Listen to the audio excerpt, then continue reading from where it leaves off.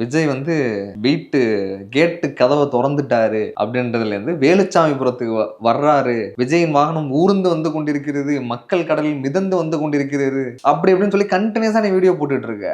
வீட்டுல அந்த சேனல் பாக்குற எல்லாருமே இன்ஸ்டிகேட் ஆவாங்க, கண்டிப்பா இந்த இடத்துக்கு போகணும், ஐயோ இவ்வளவு பக்கத்துல வந்திருக்காரு நம்ம எப்படி பார்க்காம இருக்கலாம் அப்படின்னு சொல்லிட்டு நீ தான் கிரௌட வந்து புல் பண்ணிட்டு இருக்க. அங்க உனக்கு சிச்சுவேஷன் தெரியும், இவ்வளவு மோசமான ஒரு சிச்சுவேஷன் இருக்கு, அங்க வந்து என்ன இடத்துல இந்த மாதிரி ஒரு விபரீதம் நடக்கிறதுக்கான வாய்ப்பு இருக்கு அப்படின்ற எல்லா விஷயங்களும் உனக்கு தெரியும். அப்படி தெரிஞ்சாலும் நீ அதை செய்தியா காட்டல. ஏன்னா உங்களோட ஃபோக்கஸ் பூரா விஜய் அப்படின்ற ஒரு நபர் தான். அங்க வந்து அத்தனாயிரம் பேர் கூடி நிக்கிறான், அங்க ஏதாவது இந்த மாதிரி ஸ்டாம்பிங் நடந்துச்சுன்னா என்ன பண்ற, அந்த மாதிரி எந்த அக்கறையும் உனக்கு கிடையாது. விஜய் வராரு, விஜய் மட்டும் ஃபோக்கஸ் பண்ணணும், அவரை பில்டப் கொடுத்து பாட்டு போட்டுக்கிட்டே இருக்கணும். அதை பார்த்து மக்கள்லாம் வந்து பயங்கரமா உந்தப்பட்டு அந்த இடத்துல வந்து நிக்கிறாங்க. ஆனா 41 பேர் இறந்த பிறகு அந்த மீடியா தானே வெளிச்சம் போட்டு காட்டுச்சு. கொஞ்ச நேரத்துக்கு முன்னாடி விஜய் பேசு பொருள், இப்ப 41 பேரோட உயிர் பேசு பொருள். கம்பேரிசன் தான். ஒருவேளை கம்மியான நாட்கள் செத்து இருந்தா அப்பயும் விஜய் பத்தி தான் அவங்க பேசியிருப்பாங்க. இந்த உயிர் மேல இருக்க அக்கறை அப்படி எல்லாம் கிடையாது. அந்த டைம்ல செல்லிங் பாயிண்ட் அந்த 41 பேரோட உசுர் இருக்கு, அவ்வளவுதான். லாப கணக்கு தானே இது.